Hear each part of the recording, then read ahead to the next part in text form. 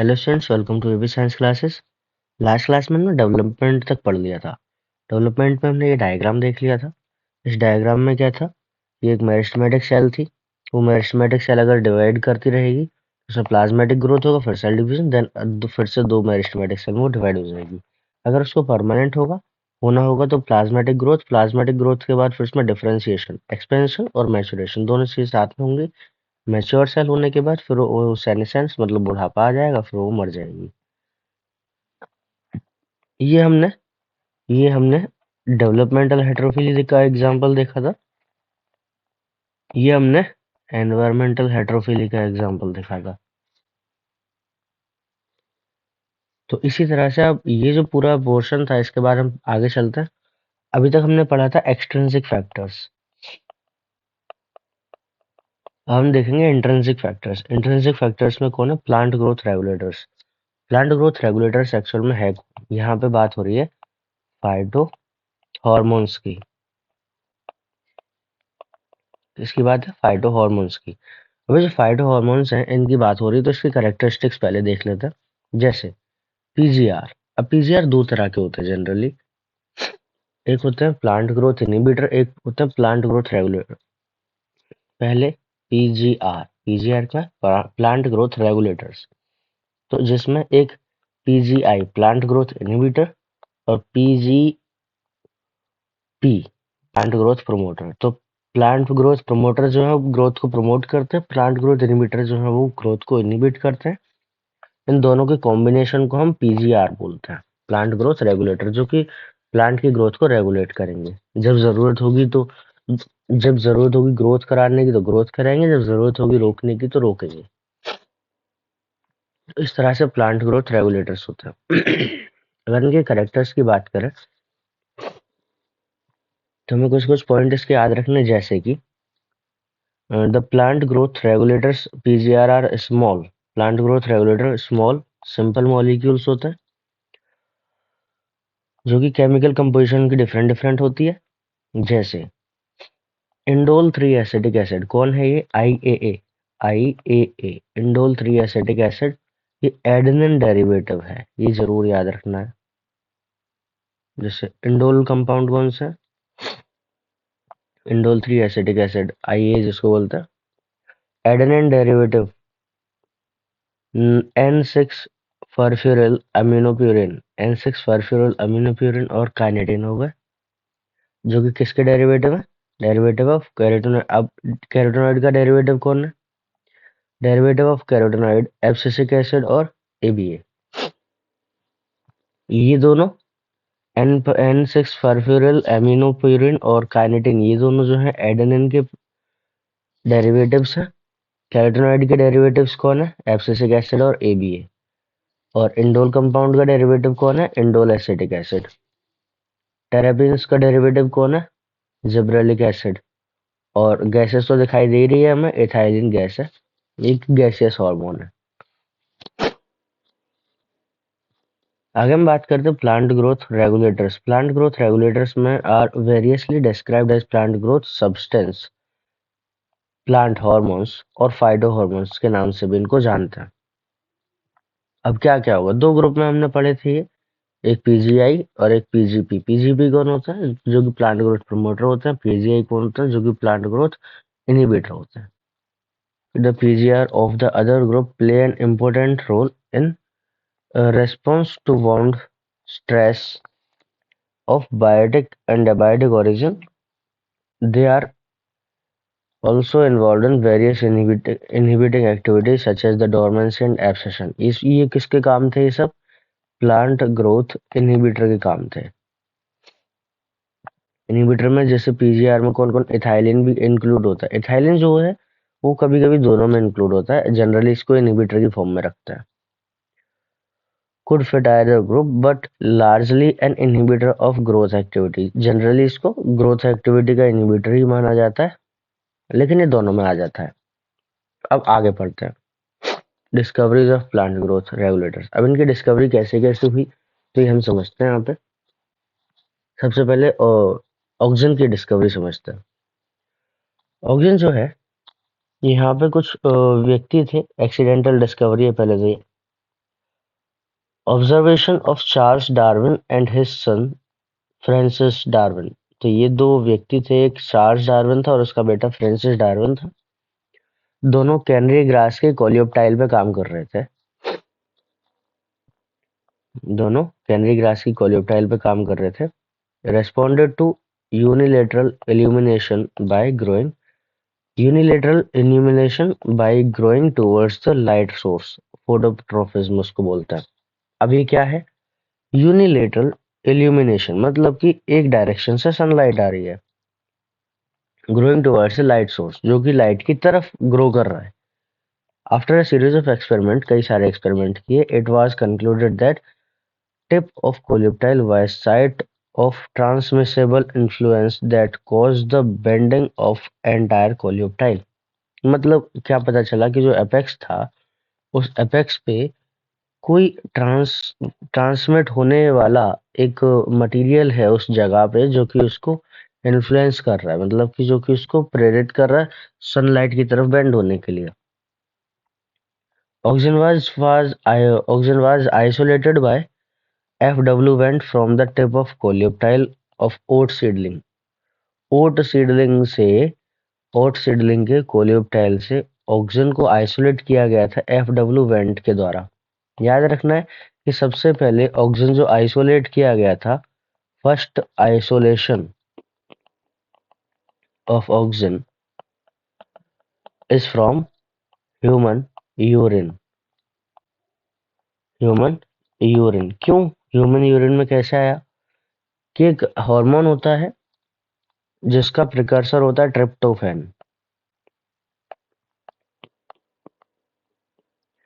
तो ट्रिप्टोफैन एक प्रिकर्सर है हार्मोन का।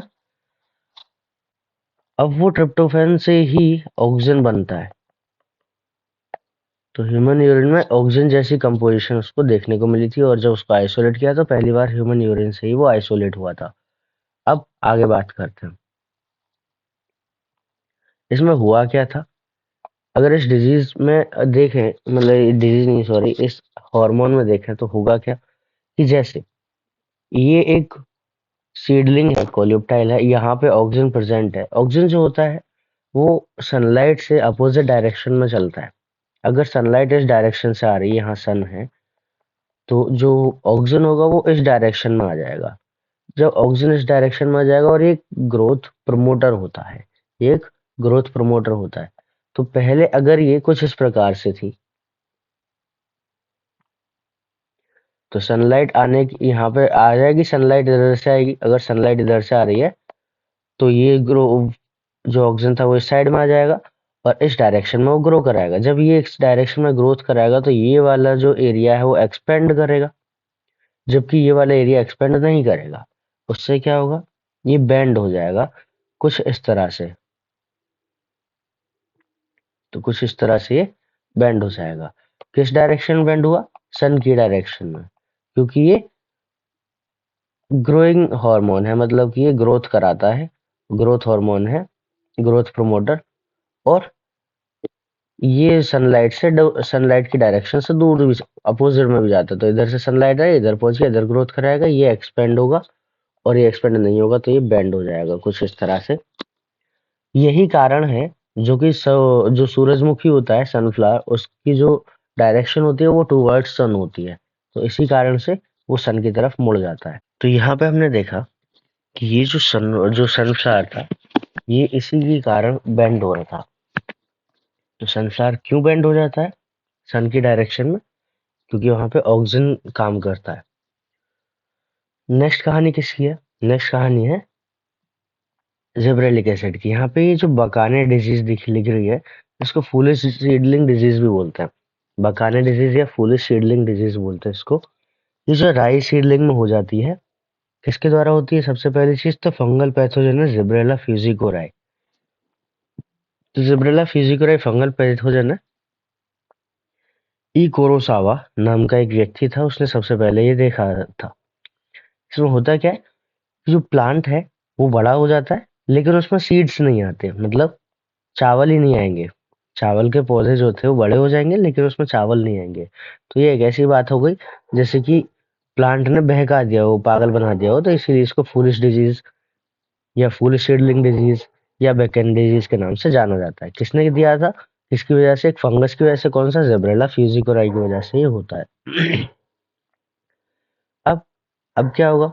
नेक्स्ट आता है F Skoog and his coworkers that form the internodal segment of tobacco stem callus. Callus क्या होता है? Mass of undifferentiated cell proliferated only if in addition of oxygen the nutrient medium was supplemented with one of the following extract of vascular tissue: yeast extract, milk, coconut milk and DNA, milk और DNA. अब ये किसकी बात कर रहा है? ये cytokinin की बात कर रहा है। मतलब कि अगर जो कल्चर मीडिया है, उस कल्चर मीडिया में कैलस को ग्रो कराना है, तो वहां पे साइटोकाइनिन और ऑक्सीजन का कॉम्बिनेशन होना चाहिए, तभी वहां पे ग्रोथ होती है। तो इसको भी हम आगे पढ़ेंगे कि क्या क्या है। तो यहाँ पे साइटोकाइनिन की बात कर रहा है, जो कि सेल डिवीजन में जनरली इन्वॉल्व होता है। अब क्या होगा?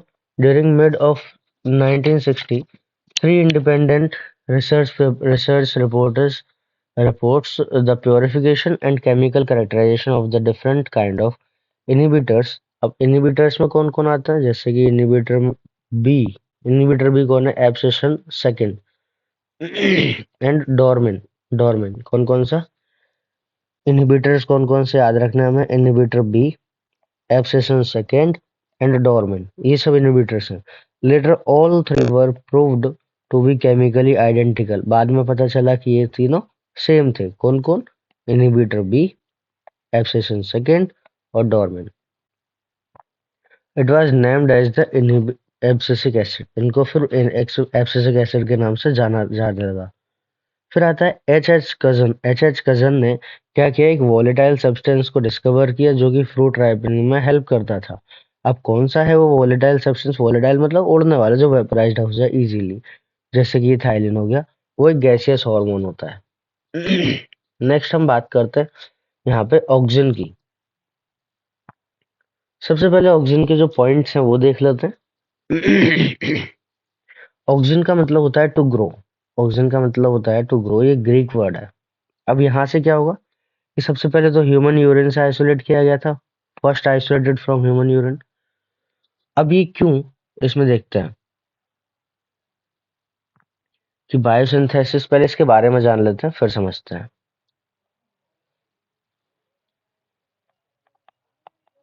ऑक्सीजन, ऑक्सीजन के बारे में क्या क्या जानते हैं? तो सबसे पहले तो इसका बायोसिंथेसिस देखते हैं। बायोसिंथेसिस मतलब कि ये जो है कहाँ कहाँ पे देखने को मिलेगा और कहाँ कहाँ बनता है। बायोसिंथेसिस,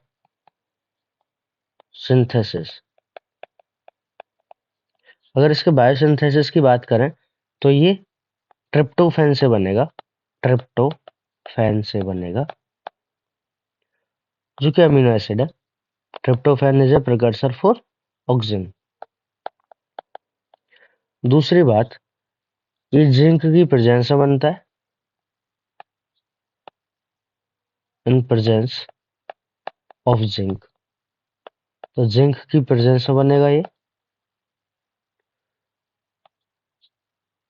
दोनों में बनेगा, रूट अपेक्स में भी बनेगा और शूट अपेक्स में भी बनेगा, तो ये दोनों जगह बनता है। ऑक्सीजन में दो टाइप के होते हैं, एक नेचुरल ऑक्सीजन होता है, एक सिंथेटिक ऑक्सीजन होता है। तो नेचुरल ऑक्सीजन, नेचुरल ऑक्सीजन कौन कौन से हैं? तो IAA indole acetic acid, IBA indole butyric acid. Artificial कौन कौन से हैं?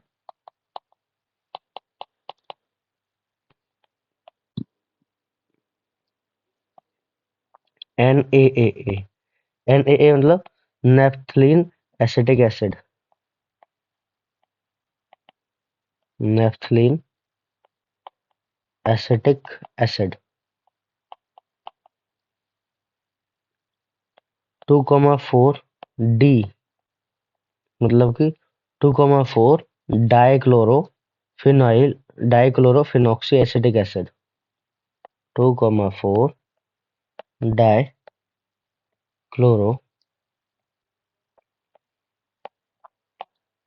Phenoxy acetic acid. फिर 2,4,5T ये कौन सा है? Trichlorophenoxy acetic acid. ये कौन सा हो जाएगा? ट्राइक्लोरोफिनॉक्सी एसिटिक एसिड। नेक्स्ट क्या है कि जो ऑक्सीजन होता है ना वो पोलर मूवमेंट शो करता है। ये ऑक्सीजन पोलर मूवमेंट और ट्रांसपोर्ट, पोलर ट्रांसपोर्ट भी इसको बोल सकते हैं, पोलर ट्रांसपोर्ट ये शो करता है। अगर इसके फंक्शन की बात करें तो जो फंक्शन है इसका एपाइकल डोमिनेंस शो करेगा। एपाइकल डोमिनेंस, इसमें होता क्या है एपाइकल डोमिनेंस में कि जो लेटरल बर्ड्स हैं वो ग्रो नहीं करती हैं, बाकी जो एपाइकल बर्ड्स हैं वो ग्रो करेंगी सिंपल, तो एपाइकल डोमिनेंस शो करेगा। इसके लिए फिर डीकैपिटेशन किया जाता है। डीकैपिटेशन क्या होता है? डीकैपिटेशन जैसे जैसे कि पार्क में हेज बनानी होती है, जैसे चाय बागान जो होते हैं, चाय के बागान जो होते हैं, वहां पे ब्रांचेस बनानी होती है। मतलब कि अगर हम सिंपल शब्दों में कहें कोई प्लांट है उसकी हाइट बढ़ानी है तो उसकी ब्रांचेस को काट दो, और ब्रांचेस बढ़ानी है तो उसके एपेक्स को काट दो। तो इससे क्या होगा? डिकैपिटेशन में एपेक्स को रिमूव कर दिया जाता है, मतलब कि एपेक्स मतलब शूट टिप को रिमूव कर दिया जाएगा। इससे क्या होगा? ऑक्सीजन हट जाएगा और एपाइकल डोमिनेंस रिमूव हो जाएगा। इससे इससे क्या होगा? एपाइकल डोमिनेंस रिमूव हो जाएगा। फिर उससे क्या होगा? लेटरल बर्ड ग्रो करने लगेंगी। लेटरल बर्ड्स, या फिर हम कहें ब्रांचेस बनने लगेंगी। Leads to formation of branches. जैसे माली जो होते हैं वो पेड़ों की कटिंग करते हैं ऊपर से, क्यों? क्योंकि जिससे कि हेज बनाने में काम आए। हेज क्या होता है? जैसे पार्क में लगे होते हैं ना बाउंड्री जैसी, तो वो प्लांट की बाउंड्री जैसी, तो घनी घनी होती है, डेंस होती है, तो वो उसको हेज बोलते हैं। हेज मेकिंग में काम आता है। साथ में टी प्लांटेशन, चाय पत्ती जो होती है, तो चाय पत्ती में जो पत्तियां आएंगी वो तब ज्यादा आएंगी जब ब्रांचेस ज्यादा होंगी। तो ब्रांचेस ज्यादा बनाने के लिए इसका यूज करते हैं डीकैपिटेशन। तो डीकैपिटेशन में सिंपली जो एपेक्स था उसको हटा देना है और वो आगे जो ब्रांचेस हैं उनको बढ़ाने लग जाएगा। और क्या करेगा ये सेल डिवीजन में हेल्प करता है और सेल एनलार्जमेंट में हेल्प करता है। सेल डिवीजन और सेल एनलार्जमेंट, ये किसका काम हो गया? ये काम भी ऑक्सीजन का ही है। और क्या करेगा? Xylem differentiation.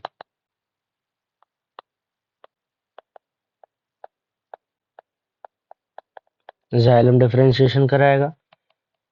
जब हम वो जो जैसे गुलाब लगाते हैं ना, तो कलम बनाते हैं कुछ इस प्रकार से, एक स्टेम था तो यहाँ से कुछ इस प्रकार से काट दिया था, तो यहाँ से जो कलम बनाई है इसको जमीन में लगा देंगे। तो अगर इस पे हम ऑक्सीजन लगा देते हैं तो वो रूट्स बनवाने में हेल्प करता है, इस तरह से कुछ। तो हम कहेंगे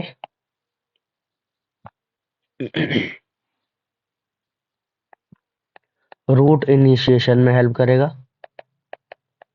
तो ऑक्सीजन क्या करता है? रूट इनिशिएशन में हेल्प करेगा, मतलब कि रूटिंग कराएगा। और क्या करेगा? स्पेशली अगर देखें तो IBA इंडोल ब्यूटरिक एसिड और NAA नेफ्थलीन एसिडिक एसिड ये इसमें काम किया करते हैं। और क्या करेगा ये? एब्सेशन को रोकेगा। एब्सेशन मतलब होता है जो प्लांट ऑर्गन्स होते हैं उनका गिर जाना, फॉल ऑफ हो जाना। प्रिवेंट एब्सेशन, तो एब्सेशन को रोकेगा। स्पेशली कौन कौन रोकता है? IAA indole acetic acid and naphthalene acetic acid, IAA और NAA। तो ये दोनों उसको रोका करते हैं इमेच्योर प्लांट पार्ट को गिरने से। और क्या होगा फिर इसमें,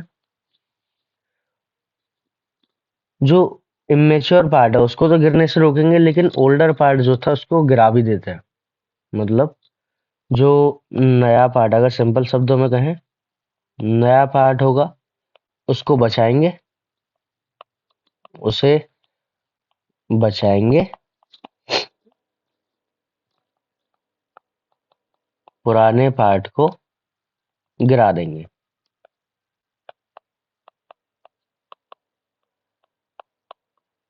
ये सिंपल सा काम हो गया इसका।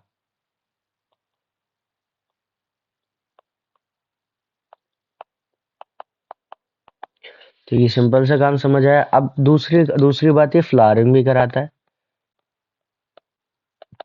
फ्लावरिंग इन लीची एंड पाइनएप्पल। लीची और पाइनएप्पल में फ्लावरिंग कराता है। और क्या कराएगा ये पार्थेनोकार्पी कराता है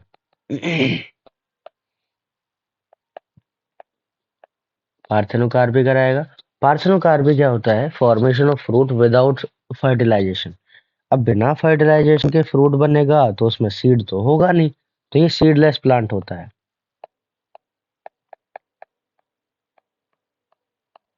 ये हर्बिसाइड की तरह भी काम करता है। हर्बिसाइड क्या होता है कि डाइकोट वीड जो होता है ना, उसको रिमूव कर देता है, मार देता है। हर्बिसाइड्स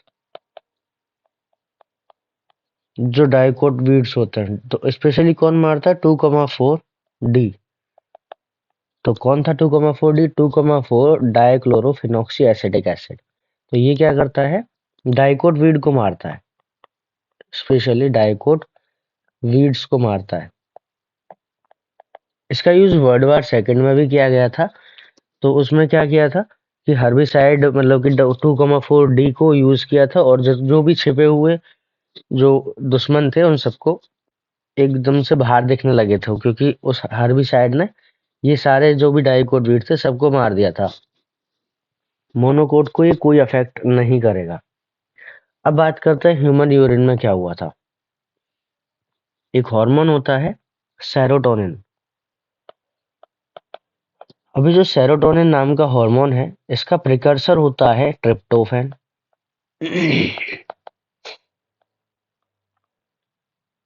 हम ऐसा जानते हैं कि जो भी हार्मोन है ह्यूमन बॉडी में, उसका जो काम हो जाता है तो उसके बाद उसको हटा दिया जाता है, मतलब डिस्ट्रॉय कर दिया जाता है। मतलब कि कोई हार्मोन आया, उस हार्मोन ने अपना काम किया, उस काम होने के बाद उसको डिस्ट्रॉय कर दिया जाएगा, मतलब कि तोड़ दिया जाता है। तो सेरोटोनिन का काम खत्म होने के बाद उसको भी तोड़ा जाएगा। तो उसको तोड़ा जाता है लीवर में। लीवर में जब उसको तोड़ा जाता है तो वो ट्रिप्टोफैन में ब्रेक हो जाता है, क्योंकि उसी से मिलके बना हुआ था। ऑक्सीजन जो है उसका प्रिकर्सर भी ट्रिप्टोफैन होता है। जब ऑक्सीजन का प्रिकर्सर भी ट्रिप्टोफैन होता है, तो हुआ क्या कि जो ट्रिप्टोफैन है, ये जो ट्रिप्टोफैन है, ये ट्रिप्टोफैन ऑक्सीजन वाला मतलब सेरोटोनिन वाला ऑक्सीजन बनाने लगा। और ये ऑक्सीजन बना के कहाँ से दिखाई दिया, ह्यूमन यूरिन से आइसोलेट हो गया। इसलिए ये आइसोलेट होता है क्योंकि दोनों के जो प्रिकर्सर है वो सेम होते हैं। तो यहाँ पे हमने ऑक्सीजन देखा। ऑक्सीजन में इसमें क्या लिखा है, अब एक बार इसको देख लेते हैं। तो सबसे पहली चीज, जो ऑक्सीजन है किस तरह का होता है, इंडोल 3 एसिटिक एसिड हमने देख लिया। नेचुरल और सिंथेटिक दोनों तरह के होते हैं, वो हमने देख लिए। इंडोल ब्यूट्रिक एसिड भी हमने देखा। तो अब क्या होगा इसमें, they generally produced by the growing apex, जो ग्रोइंग एपेक्स में बनता है, जैसे कि स्टेम और रूट एपेक्स में बनेगा। From where they migrate to the region of their action, फिर वो वहां से माइग्रेट होता है एक्शन, रीजन ऑफ एक्शन तक। Oxygen, like indole acetic acid and indole butyric acid, have been isolated from the plant. Naphthalene acetic acid and 2,4-D, ये कहाँ से होगा, ये synthetic oxygen है। All these oxygens have been used extensively in the agriculture or horticulture practice. ये agriculture और horticulture practice में इनको यूज किया जाता है। आगे हम बात करते हैं, ये क्या करेगा, रूट रूट इनिशिएशन में हेल्प करता है स्टेम कटिंग में। फिर क्या होगा, एपाइकल डोमिनेंस से शो कराता था। जो अर्लियर स्टेज में है उनको तो गिरने से बचाएगा, लेकिन जो पुराने हो गए, मतलब कि जो बहुत पुराने प्लांट पार्ट्स हैं, उनको गिरा भी देता है। लेटरल बड को की ग्रोथ को ये रोकता है, एपाइकल बड की ग्रोथ को बढ़ाएगा। In most higher plant, the growing of apical bud inhibits the growth of lateral bud. Lateral bud की ग्रोथ को ही रोकता है। फिर क्या होगा, इसको एपाइकल डोमिनेंस बोलते हैं। रिमूवल ऑफ शूट टिप, जिसको डीकैपिटेशन बोलते हैं। तो डीकैपिटेशन के कारण क्या करते हैं, जो एपेक्स था उसको हटा दिया जाता है, तो उसकी लेटरल बड्स ग्रो करने लगती हैं। जैसे कि टी प्लांटेशन में काम आता है, हेज मेकिंग में ये काम आता है। नेक्स्ट, ऑक्सीजन पार्थेनोकार्पी कराता है, टमाटो में भी। पार्थेनोकार्पी किसमें कराएगा, टमाटो में कराएगा। फिर क्या होगा, हर्बिसाइड की तरह से यूज करता है टोकोमा 4D को। मेच्योर किसी भी मोनोकोट प्लांट को अफेक्ट नहीं करता है। Oxygen control the xylem differentiation में हेल्प करता है। अब जैसे ये एक डायग्राम दिया हुआ है यहाँ पे एनसीईआरटी में, ये एक एपेक्स था, ये था सूट एपेक्स। अगर इसको, ये सूट एपेक्स कुछ इस प्रकार से यहाँ पे ऑक्सीजन काम करता है तो ये ग्रो कराता रहेगा, और जो लेटरल बर्ड्स है उनको ग्रो नहीं होने देता। अब इसको हटा दिया गया, तो यहाँ पे जैसे ही हटाया तो इसकी लेटरल बर्ड्स ग्रो होने लगी, जैसा कि हम यहाँ पे देख पा रहे हैं। यहाँ पे कोई भी लेटरल बर्ड ग्रो नहीं हो रही थी ये वाली, लेकिन अब लेटरल बर्ड ग्रो होने लगी है। तो इस बात से क्या हुआ, ये हेज मेकिंग में, मतलब ब्रांचेस बनाने में हेल्प करता है। नेक्स्ट है जिब्रेलिक एसिड। अगर हम जिब्रेलिक एसिड को देखें तो ये क्या क्या करेगा, तो जिब्रेलिक एसिड ग्रोथ प्रमोटर है। अब तक 100 से ज्यादा जिब्रेलिक एसिड ढूंढ लिए गए हैं, इस सीक्वेंस में ढूंढे जाते हैं। They are denoted as GA1, GA2, GA3 and so on. However, zebralic acid was one of the first zebralins to discover। GA3 जो था वो पहला डिस्कवर किया गया था। Remains the most intensively studied form. तो सबसे ज्यादा पढ़ा जाने वाला फॉर्म भी यही है। ये सभी जीए जो है वो एसिडिक नेचर के होता है, नाम से पता चला। जेब्रेलिक एसिड, जिसके नाम में एसिड है वो तो एसिडिक होगा ही। They produce a wide range of physiological response in plants. बहुत सारे फिजियोलॉजिकल रेस्पॉन्स इसके होते हैं। Ability cause increase in length of axis, use to increase the length of grape stock. ये हमें याद रखना है। ग्रेप स्टॉक को बढ़ाने में हेल्प करता है, स्टेम की लेंथ बढ़ाने में हेल्प करता है। मतलब कि अगर हम कहें, जो अंगूर का गुच्छा होता है उसमें जो उसकी गुच्छे की जो लंबाई है वो जिब्रेलिक एसिड बढ़ाता है। Gibberellins cause fruits like Apple elongate, improve its shape. तो जैसे कि एप्पल में जो शेप को इम्प्रूव करेगा वो जिब्रेलिक एसिड है। They also delay the senescence, जो है बुढ़ापा उसको रोकता है, तो डिले कर देता है सेनेसेंस को। 10 fruit can left tree so as to extend the market period. मतलब ऐसा होता है जैसे कि मार्केट में कोई फल आ रहा है, एग्जाम्पल के लिए वो फल भी हमारे यहाँ आ रहा है। हम चाहते हैं कि वो जब मार्केट में वो भीड़ लग रही है फलों की, तो उसके थोड़े टाइम बाद भीड़ हट जाए, उसके थोड़े टाइम बाद हम अपने फलों को मार्केट में लेके जाए। तो हम अपने फलों के ऊपर क्या स्प्रे कर देंगे, जिब्रेलिक एसिड, जिससे कि वो कुछ लंबे समय तक वो टंगे रहेंगे पेड़ पे, और थोड़े समय बाद हम उसको मार्केट में जाके बेचेंगे तो अच्छा दाम मिलेगा। तो उस काम में ये हेल्प करता है। GA3 is used to speed up the malting process. Malting process को स्पीड अप करने में यूज होता है, तो इसको बीवरिंग इंडस्ट्री में यूज कर लेते हैं। शुगर केन कार्बोहाइड्रेट को स्टोर करता है। शुगर केन जो होता है वो कार्बोहाइड्रेट को स्टोर करता है, और अगर उसके स्टेम को बढ़ा दिया जाए तो कार्बोहाइड्रेट स्टोरेज बढ़ जाएगा।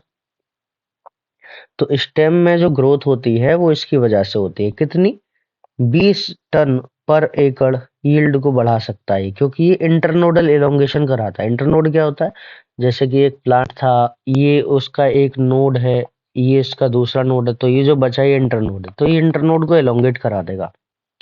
तो इंटरनोड एलोंगेट अगर हो जाएगा शुगर केन में, तो उसमें जो उसकी यील्ड है वो बढ़ जाएगी। साथ में spring juvenile conifers with GA hasten the maturity period, thus leading to the early seed production। मतलब कि जो, अब अगर मैं कहूँ जुवेनाइल पीरियड है, यहाँ से मेच्योर पीरियड है, तो इसमें जो टाइम लगेगा, अगर इस पे जिब्रेलिक एसिड स्प्रे कर दिया जाए तो इस टाइम को घटा दिया जाएगा, और इस टाइम को घटाने के बाद क्या होगा फिर, जो है जल्दी मैच्योर हो जाएगा और सीड प्रोडक्शन जल्दी कर देगा।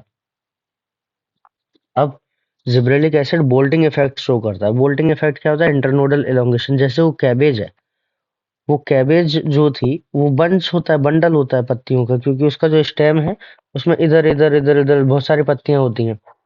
अगर इस पे जिब्रेलिक एसिड स्प्रे कर दिया जाए तो कैबेज कुछ इस प्रकार का हो जाएगा, इधर पत्ती इधर पत्ती इधर पत्ती इधर पत्ती, दूर दूर हो जाएंगे। अब जैसे हम पढ़ते हैं कैपिटल टी वाला टॉल प्लांट है, स्मॉल टी वाला ड्वार्फ प्लांट है। अगर मैं इसके ऊपर जिब्रेलिक एसिड डाल दूं तो ये भी टॉल प्लांट हो जाएगा, ये भी टॉल प्लांट हो जाएगा। तो ध्यान रखना है, ये हो तो टॉल प्लांट जाएगा फिनोटिपिकली, लेकिन जीनोटाइप इसका स्मॉल ही रहेगा, मतलब ड्वार्फ ही रहेगा, लेकिन देखने में कैसा हो जाएगा, ये टॉल जैसा हो जाएगा। तो ये भी जिब्रेलिक एसिड करता है। तो ये कौन करता है, कौन सा इफेक्ट है, बोल्टिंग इफेक्ट इसको बोलते हैं। किसमें होगा, बीट में होगा, कैबेज में होगा, और बहुत सारे रोजेट हैबिटेट वाले प्लांट पर। रोजेट हैबिटेट मतलब ऐसे जो होता है प्लांट, उसमें बहुत सारा गुच्छा गुच्छा एक जगह होता है, उसको रोजेट ऑफ प्लांट बोलते हैं, तो उसमें देखने को मिल जाएगा कुछ इस प्रकार से। अब साइटोकाइनिन देखते हैं। साइटोकाइनिन क्या करता है, साइटोकाइनिन इसके नाम से पता चल रहा है, साइटोकाइनेसिस। तो साइटोकाइनिन क्या करेगा, सेल डिवीजन में हेल्प करता है। सेल डिवीजन में कैसे हेल्प करेगा, कि सबसे पहले तो एफ कुक और उसके कोवर्कर जो थे उन्होंने ढूंढा था टोबैको को internodal segment of tobacco stem. फिर क्या करेंगे, इसको देखा गया था। अब आगे बात करते हैं। देखो यहाँ पे cytokinin have specific effect on cytokinesis. Cytokinesis होता है सेल डिवीजन, या फिर हम कहें सेल साइटोप्लाज्मिक डिवीजन। तो सिंपल सी बात है, सेल डिवीजन में हेल्प करेगा तो साइटोकाइनेसिस करवाएगा। नेक्स्ट हम बात करते हैं आगे, and were discovered as kinetin. Kinetin क्या है, modified form of adenine and purine. Kinetin क्या है, modified form of adenine and purine, ये हमें याद रखना है। From the autoclaved herring sperm DNA. अब ये ऑटोक्लेव्ड हेरिंग स्पर्म डीएनए क्या चीज है, तो हमें समझना है। हेरिंग एक फिश का नाम है, हेरिंग एक फिश का नाम है। उस फिश के स्पर्म से उस फिश के स्पर्म से डीएनए को आइसोलेट किया गया। डीएनए को आइसोलेट किया गया। डीएनए को आइसोलेट करने के बाद उसको स्टेरलाइज्ड किया गया, स्टेरलाइज्ड बाय स्टीम और हाई प्रेशर पे, हाई प्रेशर। तो क्या क्या किया गया, हेरिंग एक मछली का नाम था, उसके स्पर्म लिया गया, उसको स्पर्म से डीएनए को आइसोलेट किया गया, और डीएनए आइसोलेट करने के बाद उसको स्टेराइल किया गया, स्टेराइल और हीट हाई प्रेशर पर स्टेराइल किया गया। तो अब इसको जो बोलेंगे, ये जो डीएनए है इसको बोलेंगे ऑटोक्लेव्ड हेरिंग स्पर्म डीएनए। तो ये हो गया ऑटोक्लेव्ड हेरिंग स्पर्म डीएनए, ये हमें याद रखना है।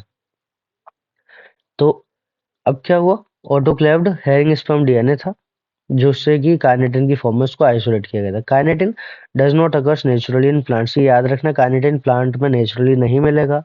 Search for natural substance with cytokinin like activities. Cytokinin जैसी एक्टिविटीज को ढूंढने के लिए जिएटिन का आइसोलेशन किया गया। जिएटिन कहाँ से मिला, कॉर्न कैरनल्स से। जिएटिन कहाँ से मिला, कॉर्न कैरनल और कोकोनट मिल्क से। तो कॉर्न कैरनल जिएटिन मिला, जिएटिन कहाँ से मिला, कॉर्न कैरनल और कोकोनट मिल्क से। काइनेटिन कहाँ से मिला था, autoclaved herring sperm of DNA. ये हमें याद रखना है, काइनेटिन जनरली प्लांट में नहीं मिलता है। सिंस डिस्कवरी ऑफ जिएटिन, फिर यहाँ से जब उसको ढूंढ रहे थे साइटोकाइनिन जैसा सब्सटेंस, तो हमें मिला जिएटिन। जिएटिन की डिस्कवरी कॉर्न कैरनल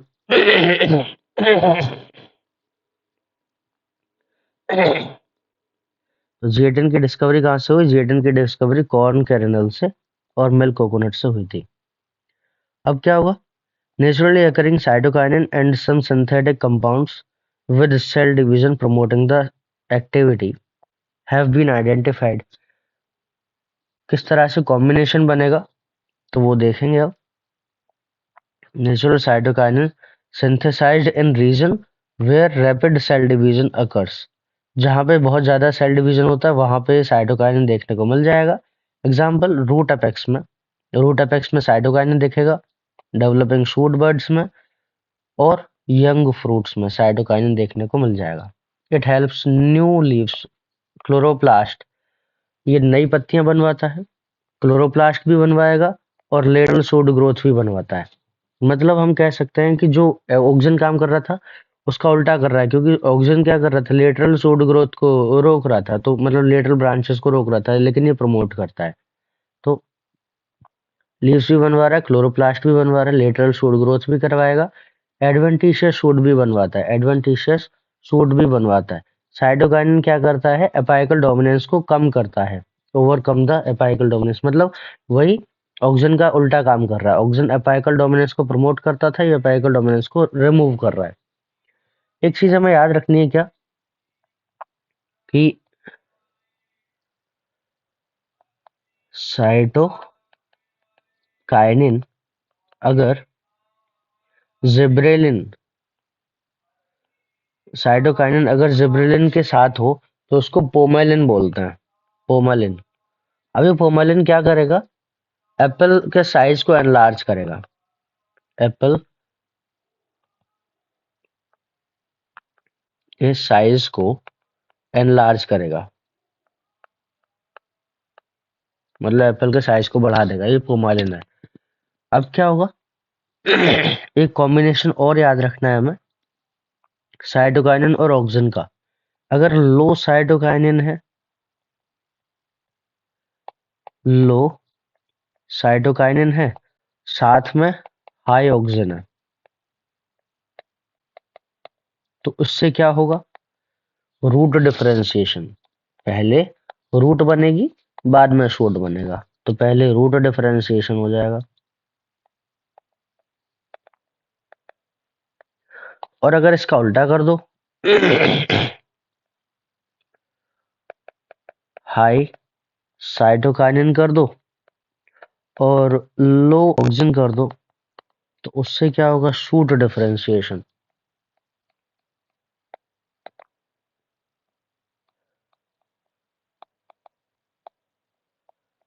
तो रूट डिफरेंशिएशन कब होगा? जब लो साइटोकाइनिन हाई ऑक्सीजन होगा तो रूट डिफरेंशिएशन, और हाई साइटोकाइनिन और लो ऑक्सीजन होगा तो शूट डिफरेंशिएशन ये कराता है। अब they promote the nutrient metabolism. अब ये क्या करेगा? न्यूट्रिएंट मेटाबॉलिज्म को प्रमोट करता है। इससे क्या होगा? जो सेनेसेंस है वो कम हो जाता है। मतलब कि जो सेनेसेंस होने वाला था, अब मान लो कोई नया नया प्लांट पार्ट है, एक लीफ है, नई लीफ आई है। अब उस नई लीफ में किसी तरह से जो मिनरल्स हैं वो नहीं पहुंच पा रहे हैं, तो ये सेनेसेंस हो जाएगा, मतलब इसका ये गिर सकती है। तो ये क्या करेगा? न्यूट्रिएंट मोबिलिटी को बढ़ाता है, न्यूट्रिएंट मोबिलाइजेशन को बढ़ाता है, जिससे कि यहाँ पे न्यूट्रिएंट सप्लाई बढ़ेगी और ये गिरने से बच जाएगी। अब क्या होगा? इथाइलिन, इथाइलिन को पढ़ते हैं। इथाइलिन क्या है? इथाइलिन एक ग्रोथ इनहिबिटर है जनरली, लेकिन ये ग्रोथ प्रोमोटर में भी आता है। अब इथाइलिन क्या क्या करेगा? तो इथाइलिन जो है वो सिंपल सा गैसेस हार्मोन है। अब जब ये गैसेस हार्मोन है जो कि सिंथेसाइज होगा लार्ज अमाउंट में टिश्यू अंडरगोइंग द सेनेसेंस। अब बहुत बड़े अमाउंट में इस सेनेसेंस में जो टिश्यू होता है, it synthesize in large amount by tissue undergoing the senescence. जो मतलब अगर सेनेसेंस को बुढ़ापे से समझे तो जो पुराना पार्ट होता है जो गिरने वाला है उसमें बहुत ज्यादा अमाउंट में ये बनता है। राइपनिंग फ्रूट में बनेगा, influence of ethylene on plant including horizontal growth of seedling.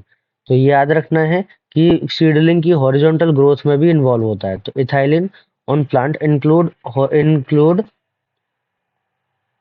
Horizontal growth of seedling, swelling of the axis, apical hook formation and dicot seedling. तो डाइकोट सीडलिंग में क्या करेगा, हॉरिजॉन्टल ग्रोथ करवाएगा और वो एक्सिस को स्वेल अप करा देगा और हुक फॉर्मेशन कराता है। इथाइलिन क्या कराएगा, एपाइकल हुक फॉर्मेशन कराता है डाइकोट सीड में। Ethylene promotes the senescence, ethylene senescence को प्रमोट करता है। Abscission of the plant organ का एब्सेशन भी कराता है। सेनेसेंस को प्रमोट करेगा, प्लांट ऑर्गन का एब्सेशन कराता है। एब्सेशन फॉल ऑफ याद रखना है, एब्सेशन का मतलब फॉल ऑफ याद रखना है, गिरा देना मतलब। Specially of leaves and flowers, ethylene is highly effective in fruit ripening. Ethylene जो है फलों को पकाने में बहुत ज्यादा मदद करता है। ऐसा बोलते हैं जैसे कि खरबूजे को देख के खरबूजा रंग बदलता है। ऐसा क्यों बदलता है कि मान लो एक खरबूजा था, तो वो जब पकेगा तो उसका कलर बदल जाएगा। जब इसका कलर बदल जाएगा तो ये इथाइलिन गैस प्रोड्यूस करेगा। जब इथाइलिन गैस प्रोड्यूस करेगा तो उसके आसपास के जो कच्चे फल थे, पके हुए नहीं थे, तो यहाँ से इथाइलिन गैस के इन्फ्लुएंस में आके ये भी पक जाएंगे। तो इसीलिए बोलते हैं कि फलों को खरबूजे को देख के खरबूजा रंग बदलता है। और क्यों बदलता है वो हमने यहाँ पे देखा, इथाइलिन गैस के कारण बदलता है। अब आगे बात करते हैं। तो highly effective in fruit ripening, enhance the respiratory rate. तो ड्यूरिंग राइपनिंग ऑफ फ्रूट, जब फ्रूट पकेगा, ड्यूरिंग राइपनिंग ऑफ फ्रूट, तो रेस्पिरेशन रेट को ये एनहेंस करता है, जिसको बोलता है रेस्पिरेटरी क्लाइमेक्टिक। तो क्या क्या हुआ, जब फ्रूट पकेगा, फल पकेगा, उस समय पे रेस्पिरेटरी रेट को बढ़ा देता है और इसी राइज रेस्पिरेटरी रेट को हम रेस्पिरेटरी क्लाइमेक्टिक बोलते हैं। Ethylene break the seed dormancy और बड डोरमेंसी। इथाइलिन क्या करता है, सीड डोरमेंसी और बड डोरमेंसी को हटाता है। इनिशिएट जर्मिनेशन, जर्मिनेशन इनिशिएट करेगा किसमें, पीनट में। स्प्राउटिंग ऑफ पोटैटो ट्यूबर, क्या क्या करेगा, सबसे पहले तो सीड डोरमेंसी और बड डोरमेंसी हटाएगा। उसके बाद क्या करेगा, पीनट में सीड जर्मिनेशन कराएगा, स्प्राउट बनवाएगा आलू में।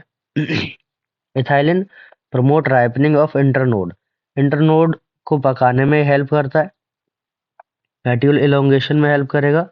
इन डीप वाटर राइस प्लांट में ये पेड्यूल एलोंगेशन में हेल्प करता है। अब ये क्या कहना क्या चाह रहा है इस लाइन से, कि मान लो ये वाटर सरफेस है, ये वाटर सरफेस पे जो उसकी पत्तियां हैं प्लांट की, वो प्लांट की पत्तियों को पानी के लेवल से ऊपर रखेगा। जैसे मान लो ये पत्तियां हैं प्लांट की, तो इन प्लांट की पत्तियों को ये पानी के लेवल से, ये वाटर लेवल है, तो इस पानी के सरफेस से ऊपर रखेगा, क्योंकि पानी में ही तो उगाते हैं प्लांट को।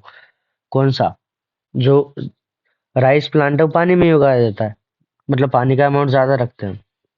तो प्लांट के अपर पार्ट को ये पानी की सरफेस से दूर रखेगा।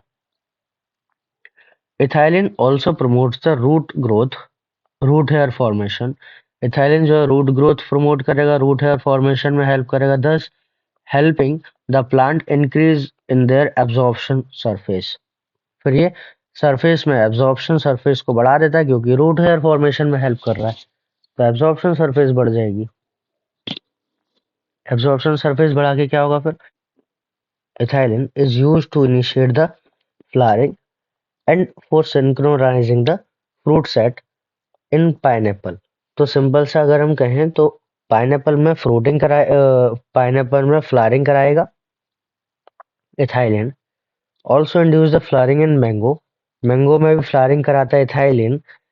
Since ethylene regulates so many physiological process, तो इसलिए हम कह सकते हैं कि जो थाइलिन है वो बहुत सारे फिजियोलॉजिकल प्रोसेस को रेगुलेट करता है। जैसे कि ये क्या करा रहा है, फ्लावरिंग करा रहा है, मैंगो में भी करा रहा है, पाइनएप्पल में भी करा रहा है।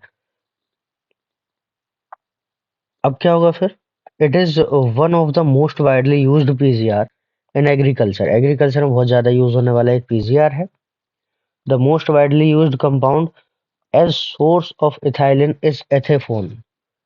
एथेफोन क्या है? इथाइलिन के सोर्स की तरह से इसको ज्यादा यूज किया जाने वाला कंपाउंड है।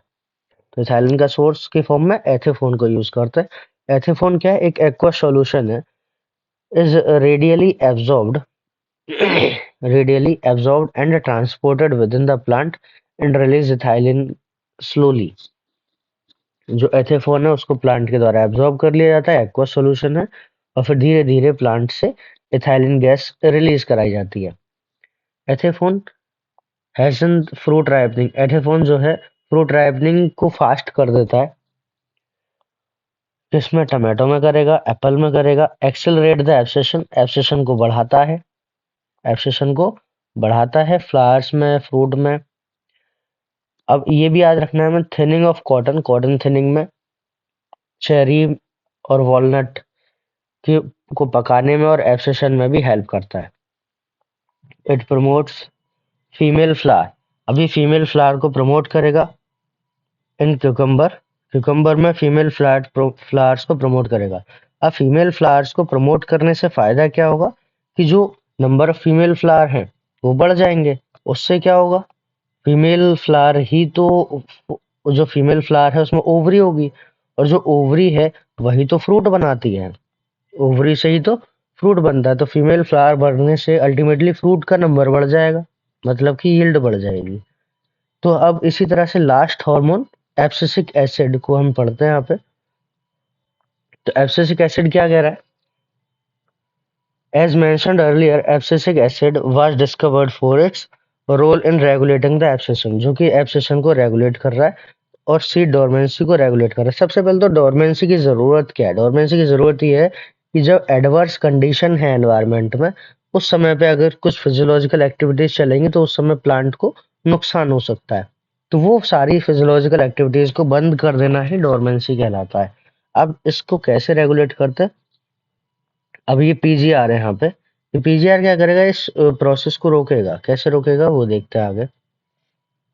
It also help it also has other wide-ranging effect on plant growth and development. Plant growth development में अलग-अलग इफेक्ट ये शो करेगा। It act as a general plant growth inhibitor। ये जनरली प्लांट ग्रोथ इनहिबिटर होता है। And an inhibitor of plant metabolism, जो कि plant metabolism को स्लो डाउन कर देगा।